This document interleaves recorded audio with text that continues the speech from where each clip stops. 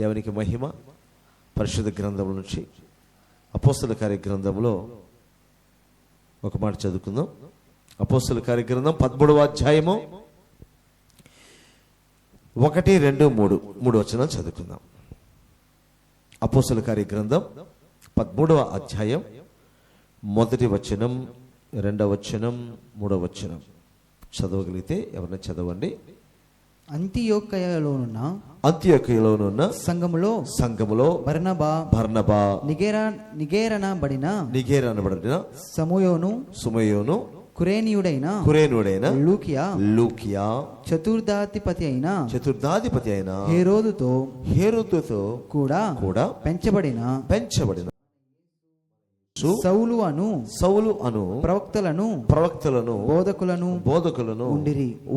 వారు ప్రభువును సేవించుచు ఉపవాసము చేయుచుండగా పరిశుద్ధాత్మ నేను బర్నబాను సౌలును పిలిచిన పని కొరకు వారిని నాకు ప్రత్యేకపరచుడని వారితో చెప్పాను. అంతటా వారు ఉపవాసముండి ప్రార్థన చేసి వారి మీద చేతులుంచి వారిని పంపిరి. ప్రభుకు మహిమ కలుగును గాక. ఈ 3 వచనాల్లో చాలా ప్రత్యేకమైన విషయాలు మనం తెలుసుకోవాలి. ఇక్కడ కొంతమంది దేవుని సన్నిధిలో ఉపవాసం ఉన్నారు, ప్రార్థన చేస్తూ ఉన్నారు, ఆరాధన చేస్తూ ఉన్నారు. వాళ్ళు ప్రార్థన చేస్తున్నారు, ఆరాధన చేస్తున్నారు, ఉపవాసం ఉన్నారు. కొంతమంది పేర్లు కూడా మనం చూస్తున్నాం.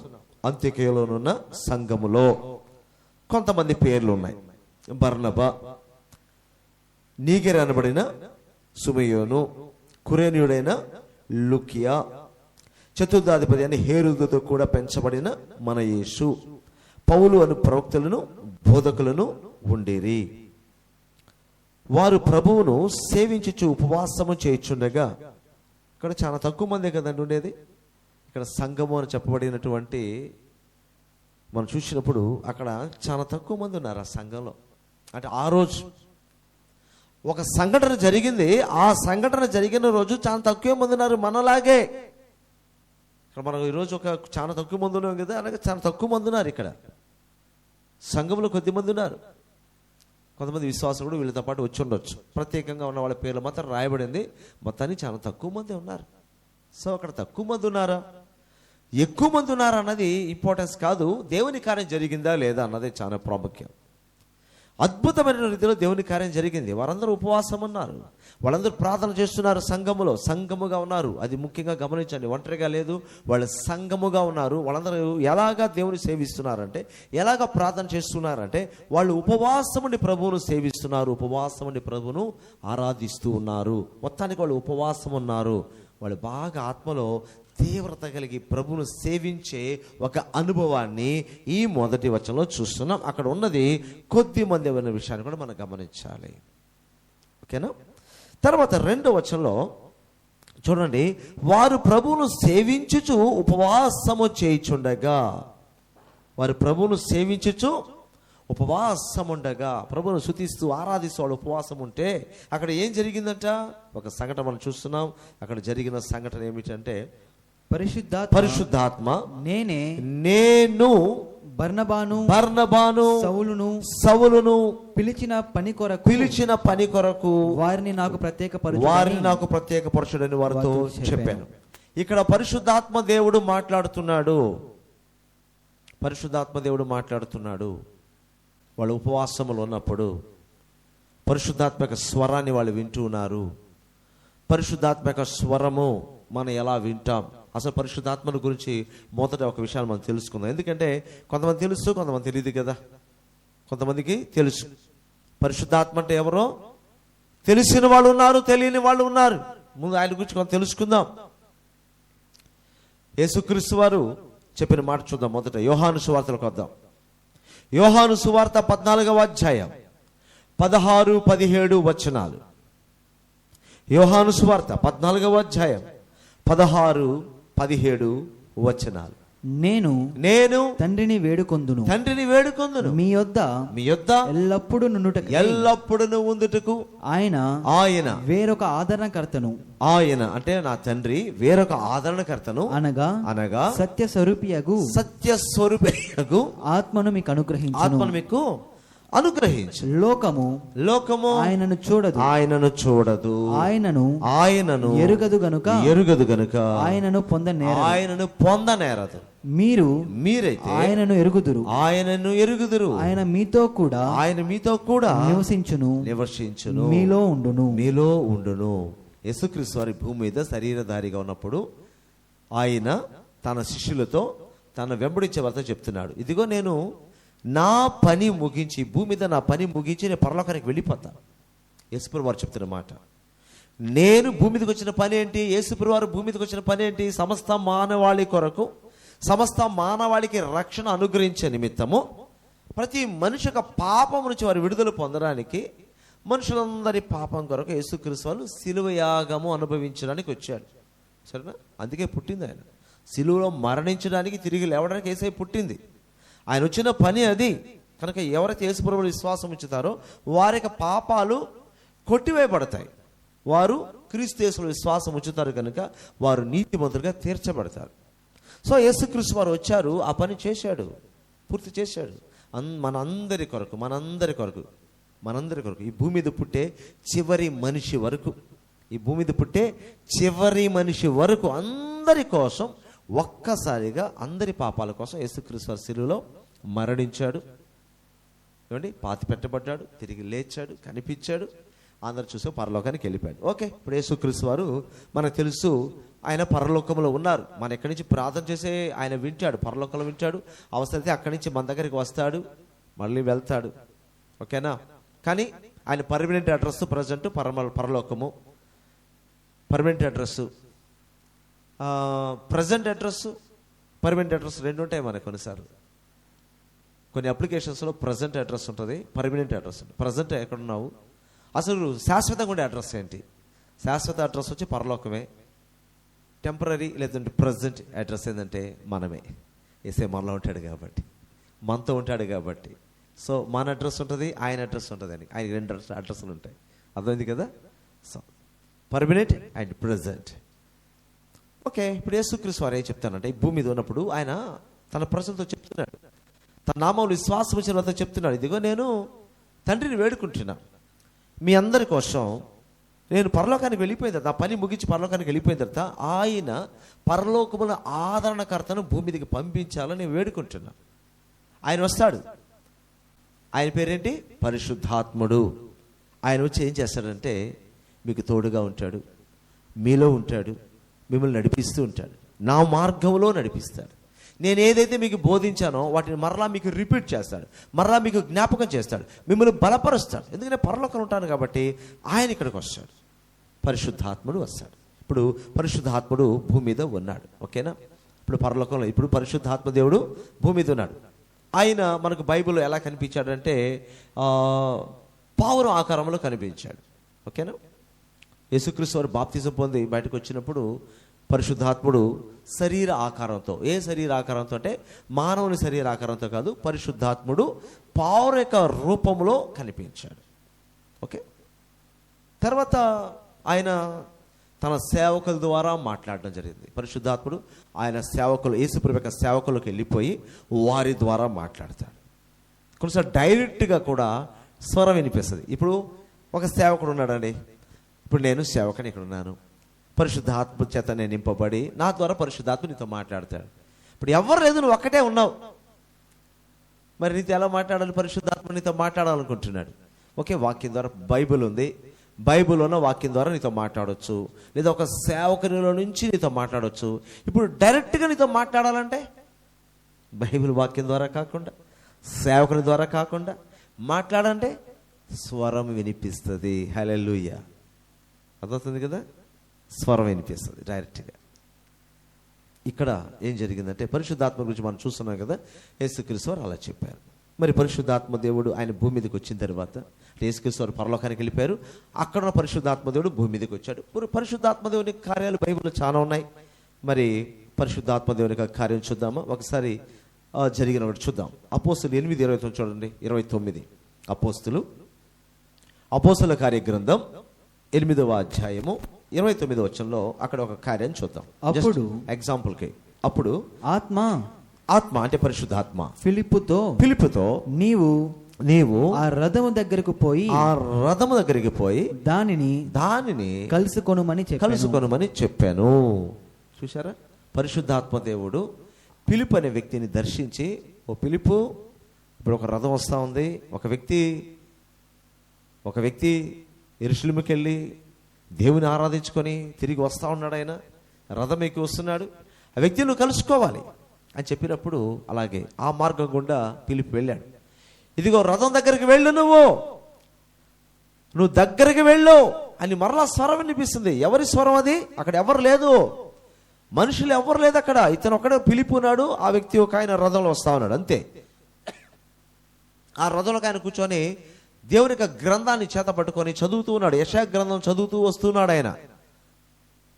ఈ ఫిలిప్పు పరిశుద్ధాత్మక స్వరం విని పరిగెత్తుకుంటూ వెళ్ళాడు. ఎక్కడికి వెళ్ళాడు? రథం దగ్గరికి, లేదా రథంలో కూర్చున్న వ్యక్తి దగ్గరికి వెళ్ళాడు. ఆ వ్యక్తి చదువుతున్నది వినే చూడడానికైతే కుదరదు కదా. రథంలో కూర్చొని ఒక వ్యక్తి ఒక గ్రంథం చదువుతున్నాడు, మనం రథం పక్కన పరిగెత్తుకుంటూ వస్తాం, ఆ గ్రంథంలోది మనకు కనిపిస్తుందా? కనిపించదు. సో క్లియర్గా రాయబడుతుంది అక్కడ. విన్నాడు. మరి ఇతను ఫిలిప్ విన్నాడు అంటే ఆ వ్యక్తి పెద్దగా చదువుతున్నాడని అర్థం. మనసులో చదువుకోవట్లా, యెషయా గ్రంథాన్ని పెద్దగా చదువుకుంటున్నాడు, రథంలో కూర్చొని చదువుకుంటా వస్తున్నాడు. ఇతనికి పక్కన వెళ్ళే వ్యక్తి కూడా వినిపించేంత పెద్దగా చదువుతున్నాడు ఆ వ్యక్తి. ఓకే, విన్నాడు. విన్న తర్వాత అతనితో అయ్యా నువ్వేం చదువుతావు, నీకు అర్థమవుతుందంటే, అయ్యా నాకు అర్థం కావట్లేదు, ఎవరైనా చెప్తే అర్థం అవుతుంది కదా, నీకు తెలుసా? నాకు తెలుసు, నేనైతే వివరిస్తా అంటాడు ఫిలిప్పు. అయితే రథం ఎక్కువ కూర్చో అంటాడు. ఈ ఫిలిప్పు రథం ఎక్కువ కూర్చొని యెషయా గ్రంథాన్ని ఎక్కడైతే చదువుతున్నాడో ఆ గ్రంథాన్ని వివరించి యేసుక్రీస్తు యొక్క సువార్తను చెప్పడం జరిగింది. ఓకే, ఇక్కడ మనం మెయిన్ గమనించాల్సిన విషయం ఏంటంటే ఫిలిప్పుతో పరిశుద్ధాత్మ దేవుడు మాట్లాడాడు. అది ఆ టాపిక్ మనకు కావాలి కాబట్టి దాన్ని హైలైట్ చేసి మాట్లాడతాం. మనకి ఏ సబ్జెక్ట్ కావాలో ఆ టాపిక్ని మనం హైలైట్ చేస్తాం. మిగతా చాలా చెప్పుకోవచ్చు, బట్ అక్కడ మనకు కావాల్సింది ఏంటి? ఈరోజు ఈ సబ్జెక్ట్కి కావాల్సిన విషయం ఏంటి? పరిశుద్ధాత్మ దేవుని యొక్క స్వరాన్ని ఫిలిప్పు విన్నాడు, అలాగే వెళ్ళి సేవ చేశాడు. ఒక వ్యక్తికి సువార్త చెప్పాడు, ఒక వ్యక్తిని రక్షణకు నడిపించాడు, ఒక వ్యక్తిని బాప్తిజంలోకి నడిపించాడు ఫిలిప్పు. పరిశుద్ధాత్మ దేవుని యొక్క స్వరం వినిపించిన ఒక సంఘటన. ఇంకొక సంఘటన చూద్దామా? అపోస్తల కార్యగ్రంథం 10వ అధ్యాయము 19-20 వచనాలు చూద్దాం. 19-20 వచనాలు చూద్దాం. పేతురు ఆ దర్శనమును గూర్చి యోచించుచుండగా ఆత్మ ఇదిగో ముగ్గురు మనుషులు నిన్ను వెదుకుచున్నారు. నీవు లేచి క్రిందికి దిగి సందేహింపక వారితో కూడా వెళ్ళు. నేను వారిని పంపి ఉన్నానని అతనితో చెప్పాను. ఇప్పుడు ఇంకొక సందర్భంలోకి వచ్చాం. ఇంకొక ఎగ్జాంపుల్ అంటే పరిశుద్ధాత్మ దేవుని యొక్క స్వరం వినబడుతుంది అనడానికి ఇంకొక ఎగ్జాంపుల్ తీసుకుంటున్నాం. ఇక్కడ ఏంటంటే పేతురు అనబడిన వ్యక్తి యేసుప్రభు శిష్యుడు, మనందరికీ బాగా తెలుసు. ఆయన ఒకరి ఇంట్లో ఉన్నాడు, ఆ ఇంట్లో వాళ్ళు భోజనం ప్రిపేర్ చేస్తున్నారు. ఈ లోపల వెళ్ళి ప్రార్థన చేసుకుందామని మెద్ది మీదకి ఎక్కాడు. మెద్ది మీద కూర్చొని ప్రార్థన చేసుకుంటున్నాడు. అలా ప్రార్థన చేసుకుంటూ పరవశించిపోయాడు అనమాట. అంటే తాను మర్చిపోయే పరిస్థితులకు వెళ్ళిపోయాడు. ప్రార్థనలో ఉంటే అట్లాగే పరవశించిపోయాడు. అప్పుడు అతనికి ఒక దర్శనం కలిగింది. ఓకే, ఇందాక చెప్పాను కదా, మనకు కావాల్సిన పాయింట్ మాత్రం చూసుకుందని. ఒక దర్శనం చూశాడు. ఆ తర్వాత ఉలికిబడి లేచి ఈ దర్శనం ఏంటయ్యా, ఈ దర్శనం అర్థం ఏంటి, ఈ విజన్ యొక్క అర్థం ఏంటని ఆ మెత్తి మీద అటు ఇటు తిరుగుతూ ఉన్నాడు. మెత్తి మీద తిరుగుతూ ఉన్నాడు. సో అతనికి ఈ లోపల పరిశుద్ధాత్మ దేవుని యొక్క స్వరం వినిపిస్తుంది. ఏంటో తెలుసా? ఇదిగో నీ కోసం 3 వ్యక్తులు వచ్చారు, వాళ్ళ కింద ఉన్నారు, నీ కోసం వెతుకుచున్నారు. నువ్వేమీ సందేహపడవద్దు, నువ్వు వాళ్ళతో వెళ్ళు, వాళ్ళని పంపించింది నేనే అంటున్నాడు పరిశుద్ధాత్మ దేవుడు క్లియర్గా. మన కొత్త నిబంధన చూస్తున్నాం, పాత నిబంధన ఏం కాదు. సో ఇలాంటి అనుభవాలు ఈనాటికి ఉన్నాయంటే ఉన్నాయి, చాలా తక్కువ మందికి ఉంది. ఇది మిగతా వాళ్ళందరూ చెప్పుకుంటారు, అంతవరకే చదువుతారు, వివరిస్తారు, అంతవరకే తప్ప వాళ్ళ పర్సనల్ లైఫ్లో ఈ ఎక్స్పీరియన్స్ అయితే ఉండదు. చదువుతారు, అర్థం చేసుకుంటారు, ఎదుటి వాళ్ళకి చెప్తారు కూడా. వాళ్ళ లైఫ్లో ఇలాంటి ఎక్స్పీరియన్స్ ఉందా అంటే ఎక్కడో 100కో 1,00,000 ఉంటారు కదా, అది ఎక్కడ ఉంది. కానీ అందరికీ ఎక్స్పీరియన్స్ రాదా? వస్తుంది. ఎందుకు రాదు? రాదని ఏం లేదు, కానీ అంత డెప్త్కి పోవట్లేదు మనోళ్ళు. పోవట్లే. చదువుకున్నామా, చెప్పామా, చదివామా, చెప్పామా, వివరించామా. కానీ ఆ ఎక్స్పీరియన్స్లోకి నేను వెళ్ళాలి అనే ఆలోచన ఈనాటి దేవుని ప్రజల్లో తగ్గిపోయింది. కానీ ఎక్కడో రేర్గా ఉన్నారు. ఓకే, ఇక్కడ మనం చూస్తున్నాం. ఓకే, పేతురు కిందకి వస్తాడు. మీరు ఎదుగుతుంది నేనేనా, ఆ పేతురు నేనే అంటే ఓకే మాకు చాలా సంతోషం చెప్పినప్పుడు వాళ్ళతో పాటు పేతురు వెళ్తాడు. అక్కడ ఒక కుటుంబంలోకి వెళ్ళి అక్కడ దేవుని యొక్క వాక్యం చెప్తే అక్కడ అందరూ కూడా రక్షణ పొందుతారు. ఇప్పుడు మనం ఏం పాయింట్ చూస్తున్నాం ఇక్కడ? మనం పరిశుద్ధాత్ముడు మనతో మాట్లాడతాడు. పరిశుద్ధాత్ముడు మనతో మాట్లాడతాడు. మనం ఏం చేయాలో చెప్తాడు, ఎవరితో వెళ్ళాలో చెప్తాడు, ఎవరితో వెళ్ళకూడదో కూడా చెప్తాడు. ఎందుకంటే మనం పై రూపాన్ని బట్టి ఆలోచిస్తాం. ఎవరైనా నీట్గా వచ్చారనుకోండి, రమ్మ మాట్లాడు, వీళ్ళు చాలా డిగ్నిఫైడ్గా ఉన్నారు, చూడడానికి మంచి వాళ్ళలాగా ఉన్నారు, వీళ్ళతో వెళ్ళిపోదాం. అంటే పై రూపాన్ని బట్టే కదా. లోపల మనకు తెలుసా? ఏమో వాళ్ళు మోసగాళ్ళై ఉండొచ్చు, హంతకులై ఉండొచ్చు, మన జీవితాన్ని నాశనం చేసేవాళ్ళై ఉండొచ్చు. మనకు తెలుసా? తెలీదు. పై రూపాయలు చూసి వీళ్ళు మంచి లాగున్నారే, వెళ్దామని వెళ్ళిపోతాం. తర్వాత ఏం జరుగుతుందో మనకైతే తెలియదు. ఒకవేళ చూడడానికి అదో రకంగా ఉన్నానుకో, నాయన వీడేంద్రాయన భయంకరంగా ఉన్నాడు, వీడు తెలిసి వీడు ఏం చేస్తాడు, వాడు మంచోడై ఉండొచ్చు, వాడు మంచోడై ఉండొచ్చు. సో పై రూపాన్ని బట్టే మనం అన్ని లెక్కేస్తాం. అదే పరిశుద్ధాత్మదేవుడు మనకు చెప్తే, డైరెక్ట్ చెప్తే ఇక మనకు భయంలే. నువ్వు వెళ్ళు అంటే వెళ్తాం, వెళ్ళొద్దంటే వెళ్ళాం. వాళ్ళ పై రూపంతో మనకు సంబంధము లేదు, వాళ్ళ వేష భాషలతో మనకు పని లేదు. దేవుడు మనల్ని తప్పిస్తాడు. ఇలాంటి అనుభవాలకు వెళ్తే నువ్వు ఎవరితో వెళ్ళాలో, ఎవరితో వెళ్ళకూడదో, ఏం చేయాలో, ఏం చేయకూడదో, ఏం మాట్లాడాలో, ఏం మాట్లాడకూడదో, నువ్వు ఎక్కడ ఉండాలో అన్నీ నీకు చెప్తాడు. నువ్వు దానికి ఫాలో అయితే నువ్వు చాలా మరి నష్టాల నుంచి, కష్టాల నుంచి తప్పింపబడతావు. మనం అనుకున్నది ఒకటి, జరిగేది ఇంకొకటి. సాధారణంగా మానవ జ్ఞానం చెప్తా. ఒక దగ్గర ఏం జరిగిందంటే, జరిగే సంఘటనలే. ఒక దగ్గర ఒక స్త్రీ బాగా పొద్దుపోయింది, ఒక దగ్గరికి వెళ్ళాలి, అవతల వెళ్ళాలి. బయటకు చూసి అంతా చీకటిగా ఉంది. ఆ దారిలో ఒక్కరు కనిపిలా, ఒక్కరు లేదు ఆ దారిలో. భయం వేసింది. ఎవరినైనా ఈ దారిలో ఒక్కరు లేరు, భయంగా ఉంది, నేను వెళ్ళను, అసలు రోజులు మంచివి కాదు. అంటే రోజులు మంచివి కావు, అర్ధరాత్రి, కానీ ఇప్పుడు నేను వెళ్ళాలి, ఇప్పుడు బయటకు చూస్తే ఒక్కరు లేదు అని ఆమె ఏం చేసిందంటే కాసేపు ఆగింది. ఎవరైనా కొద్దిమంది కానీ దారిలోకి వస్తే అప్పుడు నేను వెళ్తే నాకు భద్రత ఉంటుంది అని ఆలోచించింది. కాసేపు వెయిట్ చేసిందంట. చూసింది చూసింది చూసింది. కొంతసేపటికి ఎవరో ఒక నలుగురు అటువైపు వెళ్తూ ఉన్నారంట. అమ్మాయ, నలుగురు వెళ్తున్నారా నాయన, ఇప్పుడు నేను కూడా వాళ్ళతో కలిసి వెళ్ళిపోతే నాకు భద్రత ఉంటుంది, నేను వెళ్ళే చోటికి వెళ్ళిపోవచ్చు అనుకొని అవి గబ్బ ఇంకా వాళ్ళు అక్కడెక్కడ ఉన్నారు నలుగురు వెళ్తుంటే ఇవి ఫాస్ట్గా, అంటే వాళ్ళు వెంట వెళ్తే ధైర్యంగా ఉంటుంది కదా, భద్రత. నలుగురు మగవాళ్ళు వెళ్తున్నారు, వెనక వెళ్ళిపోతే నాకు భద్రత ఉంటుందని ఈ గబ్బ వెళ్ళింది. జరిగింది తెలుసా? ఆ నలుగురు ఆమె తీసుకెళ్ళిపోయారు. మన ఆలోచన చూసారట. చెప్పలేం, ఎవరు లేదు, నాకు ఏదో ప్రమాదం జరుగుతుంది అనుకుంది. ఎవరన్నా వస్తే నాకు భద్రత వస్తుంది, ఎవరో వచ్చేదాకా వెయిట్ చేసింది. వాళ్ళు వీళ్ళ దగ్గర రాలేదు, ఈమె ఆమె దగ్గర త్వరగా వెళ్ళింది, వాళ్ళ ద్వారా భద్రత వస్తుంది. తీరా చూస్తే వాళ్ళే తీసుకెళ్ళిపోయారు ఆమెని. కనుమరుగైపోయింది. మన అంచనాలు ఎలా ఉంటాయి? ఇలా ఉంటాయి మన అంచనా, మన ఆలోచనలు. ఎవరికైనా కావచ్చు.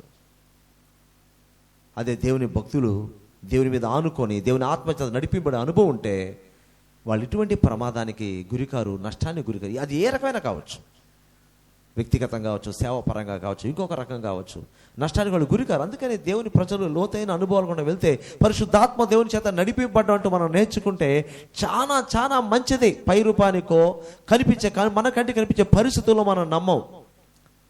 మన కంటికి కనిపించే పరిస్థితులు మనల్ని మోసం చేస్తాయి. కొన్నిసార్లు మన కంటి చూపు ఎదుటి వాళ్ళని అర్థం చేసుకోవడం మనల్ని మోసం చేస్తాయి. మన ఆలోచన కరెక్ట్గా ఉండదు. మన పెద్ద మేధావులు అనుకుంటాం కొన్నిసార్లు. నేను స్కెచ్ వేస్తే అంటారు కొంత, ఏది నువ్వు స్కెచ్ చేస్తే ఏమిలే, ఏదో నీ అదృష్టం బాగుండి జరగవచ్చు కొన్నిసార్లు, ఏదో నీ లక్కి 50-50 అంతే, 100% ఎవరు చెప్పలేరు. ఓకే, సో ఇక అసలు సబ్జెక్ట్ మనం వచ్చేస్తాయి. ఎందుకు ఇవన్నీ చెప్తుంటే పరిశుద్ధాత్మక నడిపింపు దేవుని ప్రజలు కలిగి ఉంటే సేవ పరంగా కానీ, వ్యక్తిగతంగా కానీ, వాళ్ళ కుటుంబ జీవితం కానీ, వాళ్ళ యొక్క అప్పగిపడే పరిచయం కానీ అన్నీ చక్కగా ముందుకు వెళ్తుంది. అది మనం నేర్చుకోవాలి. వ్యక్తిగత జీవితం కూడా చాలా అవసరం కదా. మనకు బ్యాడ్ నేమ్ వచ్చేసి మనం దేవుని కొరకు ఏం సేవ చేయగలం? ఒక చెడ్డ పేరు తెచ్చేసుకున్నావు అనుకో, నువ్వు దేవుని గురించి ఎన్ని చెప్పినా వినరు. మనకు విట్నెస్ కరెక్ట్గా లేకపోతే, మన టెస్ట్ మనీ కరెక్ట్గా లేకపోతే, బాగలేకపోతే, నువ్వు ఎంత చక్కగా అద్భుతంగా చెప్పినా కానీ, అయ్యా నువ్వు పద, నీ గురించి నాకు తెలుసు కానీ నువ్వు నాకేం చెప్పనక్కర్లేదులే, నువ్వు ఎవరికైనా చెప్పుకోపో, అమ్మా నువ్వు నాకు చెప్పనక్కర్లేదు తల్లి, నువ్వు ఎవరికైనా చెప్పుకోపో అంటారు. కారణం ఏంటి? మన టెస్ట్ మనీ, మన ఇచ్చే విట్నెస్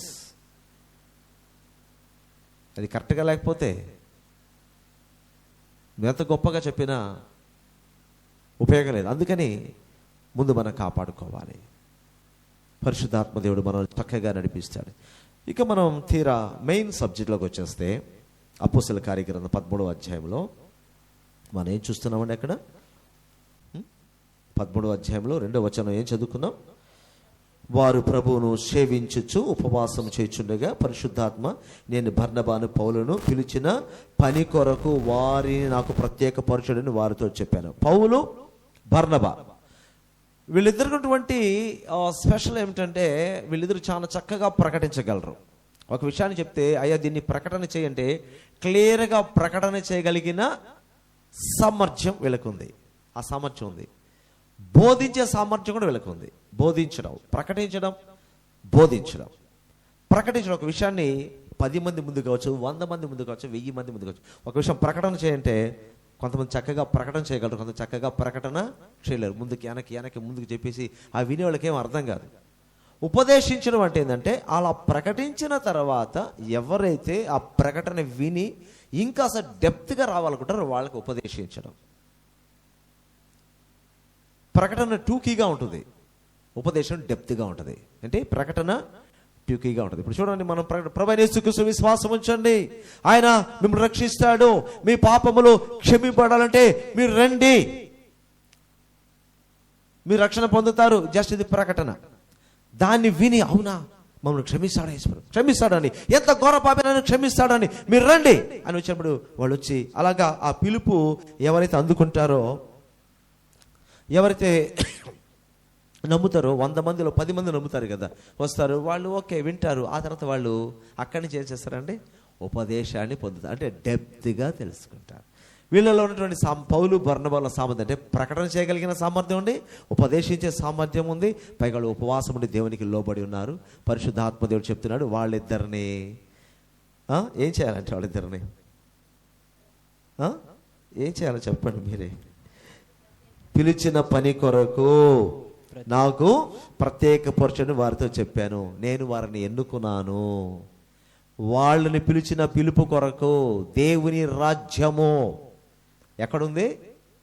మన మధ్య ఉంది. ఈ భూమి మీద ఉంది దేవుని రాజ్యం. పరలోక రాజ్యం అంటే పైన ఉంది, పరలోక రాజ్యం పైన ఉంది. ఆ రాజ్యం యొక్క పని భూమి మీద జరుగుతుంది కాబట్టి దాన్ని దేవుని రాజ్యం అంటారు. దేవుని రాజ్యం భూమి మీద ఉంది. ఆ దేవుని రాజ్యం యొక్క విస్తరణ జరగాలి. అందులో దేవుడు కొంతమందిని ఎన్నుకుంటాడు, వారిని పనిముట్లుగా వాడుకుంటాడు. దానికోసం దేవుడు, పరిశుద్ధాత్మ దేవుడు వారిని ఎన్నుకున్నాడు. నా పని కొరకు వారిని సిద్ధపరచండి, పంపించండి. ఎంత అద్భుతమైనటువంటి విషయం కదా. దేవుని యొక్క పిలుపు కలిగి దేవుని సేవ చేయడం అన్నది గొప్ప ధన్యత. దేవుని పిలుపు కలిగి దేవుని సేవ చేయడం. దేవుడు నన్ను దేనికోసం ఎన్నుకున్నాడు, నా యేసుప్రభు నన్ను ఎందుకు ఎన్నుకున్నాడు, నా యేసుప్రభు నా పట్ల ఏం చేయబోతున్నాడు, నన్ను ఏం చేయమంటున్నాడు, ఇవన్నీ తెలుసుకొని దేవుని సేవ చేయడం అన్నది చాలా చాలా ధన్యత. నేటి దినాల్లో ఈ విధానంలో సేవ జరగటం లేదు. వాళ్ళు సువార్థికులు కావచ్చు, సేవకులు కావచ్చు, ఎక్కువ శాతం ఎలా ఉన్నారంటే వాళ్ళు దేవుని పిలుపు వాళ్ళకు ఉండదు. కానీ బైబిల్ కొన్ని విషయాలు నేర్చుకున్నామా, చక్కగా వాక్చాతుర్యం ఉందా, 4 మాటలు చెప్పామా, బతికిపోయామా. ఈ మధ్య ఒక వ్యక్తి చెప్పే మాట విన్నా, ఇలా తయారవుతున్నారయ్యా సేవకులు అనిపించింది నాకు. అది ఇంచుమించు 50 సంవత్సరాలు ఉంటుంది వయసు, పెళ్ళయింది, పిల్లలు ఉన్నారు. పనికి పోవయ్యా అంటే వాళ్ళ ఇంట్లో అతను సరిగా పని చేయడు. ఏదో చిన్న చేతి పని ఉంది, సరిగా చేయడు. ఒకరోజు పోతే వారం రోజు పోడు. పనికి నువ్వు వెళ్ళు అంటే ఆయన అంటాడు, ఈ 50 ఏళ్ళ ఆయన ఆ కుర్రోడు పాపం 50 ఏళ్ళ యూత్ అంటాడు, 50 ఏళ్ళ యూత్ కదా, ఆయన అంటాడు, నేను కానీ పనికి ఎత్తే లోకంలో పడిపోతాం. మళ్ళీ లోకంలో పడిపోతా అంటారు ఆయన. ఇంకెప్పుడు రా నిలబడేది? 50 ఏళ్ళు కూడా లోకంలో పడిపోతావు నువ్వా? నేను చాలా బలహీనమైన మనస్సు నాది, నేను కానీ రోజు పనికి వెళ్తే నేను లోకంలో పడిపోతాను మళ్ళీ అని వాళ్ళ ఇల్లు బెదిరిస్తూ, నేను సేవ చేయాలనుకుంటున్నాను. నేను నువ్వు సేవ చేసేది సోమరితనం, పని చేయడానికి బద్ధకస్తుడు, సోమరిపోతూ పని ఒళ్ళు వంగదు.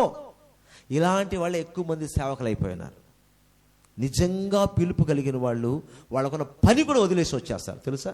వాళ్ళు కష్టపడి చేసిన పని, దేవుడు అని పిలిచాడు, వాళ్ళ ఉద్యోగం లేక వాళ్ళ వ్యాపారం ఎంతో లాభాన్ని తీసుకొచ్చే ఆ స్థాయిని కూడా ఏం చేస్తారంటే ప్రభు పిలుపు కోసం త్యాగం చేసి వచ్చిన వాళ్ళు చాలా మంది ఉన్నారు. అది పిలుపు. వాళ్ళు గొప్ప చదువు ఉంటారు, నువ్వు రారా నాయన అంటే వచ్చేసిన వాళ్ళు ఉన్నారు. గొప్ప బిజినెస్ ఉంటారు, దేవుడి దర్శనం రా అంటే ఆ బిజినెస్ అట్టే వదిలేసి వచ్చిన వాళ్ళు ఉన్నారు. వ్యాపారాన్ని వదిలేసి వచ్చిన వాళ్ళు ఉన్నారు. అలాగే వాళ్ళ చేతి వృత్తి, ఆ వృత్తిలో వాళ్ళు ముందుకు వెళ్తూ ఉంటారు. యేసుప్రభు శిష్యులు అందరూ కూడా ఎవరు సోమరులు కాదు, అందరూ అంటే వాళ్ళు చదువు లేని వాళ్ళు, కానీ చేతి వృత్తి ఉంది వాళ్ళకి. చేతి వృత్తి ఉందా లేదా వాళ్ళకి? నిద్ర వస్తుందా? నిద్ర వస్తుంది మీకు? లేదు కదా. చేతి వృత్తి ఉంది వాళ్ళందరూ. వాళ్ళు కష్టపడి పని చేసుకునేవాళ్ళు వాళ్ళందరూ కూడా. చేపలు పట్టేవాళ్ళు. చేపలు పట్టేది ఈజీ, అదే సులభమా? చదువు విషయం పక్కన పెట్టండి, ఉద్యోగ వ్యాపారం పక్కన పెట్టండి. చేపలు పట్టి తెల్లవారుజామున వెళ్ళాలి, అన్నీ రెడీ చేసుకోవాలి, పడవలో వెళ్ళాలి, సముద్రం మధ్యకి వెళ్ళాలి. అంటే సస్తం బతకతామో తెలియదు, కొన్నిసార్లు ఏమవుతుందో సముద్రంలో తెలియదు మనకి. ఎంతో కష్టపడి చేపలు తీసుకురావాలా, తీసుకొచ్చి దళారులకు అమ్మాలి. దాన్ని వీళ్ళు డైరెక్ట్గా బిజినెస్ చేయలేదు, దానికి అమ్మాలా, ఒక రేటు కట్టాలా, చాలా కష్టం. ఆ పనిలో ఉంచి పిలిస్తే అప్పుడు దాన్ని వదిలి వచ్చేసారు వాళ్ళు. యేసుప్రభు శిష్యులు ఎవ్వరు సోమరులు కాదు, పని పాట లేని వాళ్ళు కాదు, వాళ్ళు పని చేసుకునే వాళ్ళే. ప్రభు పిలుపు మేరకు వదిలేసి వచ్చారు. కానీ ఈ దినాల్లో చాలా మంది ఆ వ్యక్తిని చూసి ఇలాగే తయారయ్యారు. చాలా మంది ఇలాంటి సేవకులు కానీ ఉంటే కేవలం 4 మాటలు చెప్పేశామా, బతికేసామా, మా జీవితం గడిచిపోయింది అన్నట్టు వాళ్ళు ఉన్నారు. అక్కడక్కడ కొన్ని సేవకుల మీటింగ్కి వెళ్తే వీళ్ళు సేవకులా, వీళ్ళు పాస్టర్లా, వీళ్ళు ఎవాంజలిస్ట్లా, ఇలాంటి వాళ్ళు ఉంటే వీళ్ళు ఎదురు నాయన సేవ చేసేది. ఒక్కరికి క్రమశిక్షణ ఉండదు, దైవ భయం ఉండదు, దైవ జ్ఞానం ఉండదు, వాక్య జ్ఞానం ఉండదు, క్రమశిక్షణ ఉండదు. అసలు నిజంగా దేవుడు వీళ్ళు పిలుచుకున్నాడా అనిపిస్తుంది. మనకి డౌట్ వస్తుంది. దేవుడైతే వాళ్ళని అలాంటి వాళ్ళు పిలుచుకోవాలి. ఎక్కడ 100 రూపాయలు అక్కడ పరిగెత్తడం.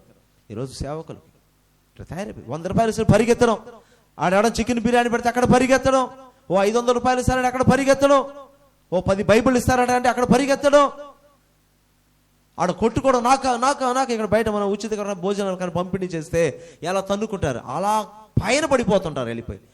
వీళ్ళు సేవకుల, వీళ్ళు పిలువబడిన వాళ్ళ. ఇలా ఉండరు. పిలువబడిన వాళ్ళట ఉండరు. వాళ్ళు దేవుని ఆత్మచేతను వెళ్ళంటేనే వెళ్తారు, ప్రతి పోరు. ఎక్కడికి వెళ్ళి అక్కడికి వెళ్తారు. అర్థమవుతుంది మీకు? సో వీళ్ళు నిజంగా ఎందుకు చెప్తున్నానంటే, దేవుని పిలుపు పొంది ఏ పని కొరకే దేవుడు వాళ్ళు నియమించాడో దాన్ని తెలుసుకొని ఆ పనిలోకి వచ్చి ఆ పనిని చేయడం అంటే ధన్యత. అది గొప్ప ధన్యత. అది చాలా తక్కువ మంది ఉన్నారు వాళ్ళు ఈరోజు ప్రపంచంలో.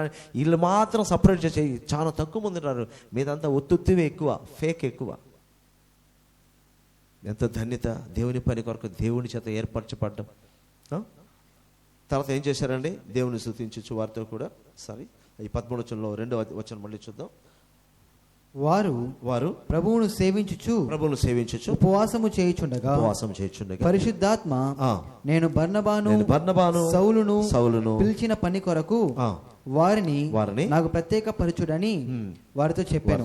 చెప్పిన తర్వాత ఏం చేశారు? 3వ వచనంలో అంతటా వారు ఉపవాసం ఉండి ప్రార్థన చేసి వారి మీద చేతులుంచి వారిని పంపిరి. సంఘం ఏం చేసింది తెలుసా?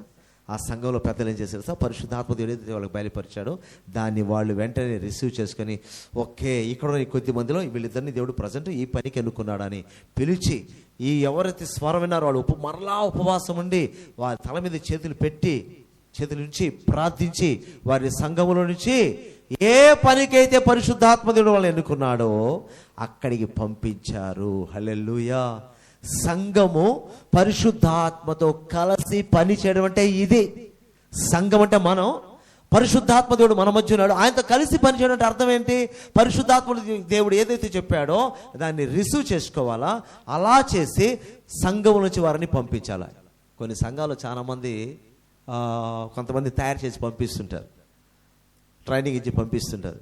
కానీ పిలుపు లేకుండా ఎంతమందిని పంపించినా వ్యర్థం. పిలుపు లేకుండా 100 మందిని సంఘం నుంచి పంపించినా వ్యర్థం వ్యర్థం వ్యర్థం. ఈ మధ్య ఒక తల్లిగారు నాతో మాట్లాడు, వేరే సంఘానికి వెళ్ళే తల్లిగారు, పాస్టర్ గారు అండి పలానా రోజు వాళ్ళ సంఘంలో ఆమెకు చెప్పారంట బాధ్యత, ఒకరింటికి వెళ్ళి నువ్వు గృహకూటం జరిపించాలి అని చెప్పారంట. నేను అన్నాను, అమ్మ మీరు బైబిల్ ట్రైనింగ్ చేసుకున్నారా, మీకు దేవునికి పిలుపు ఉందా? అది తెలియదు పాస్టర్ గారు, బైబిల్ ట్రైనింగ్ లేదు, నాకు పిలుపు లేదు, కొద్దిగా తెలుసు, చెప్పగలను, సంఘంలో కూడా కొంత చిన్న చిన్న మెసేజ్ చెప్తుంటాను.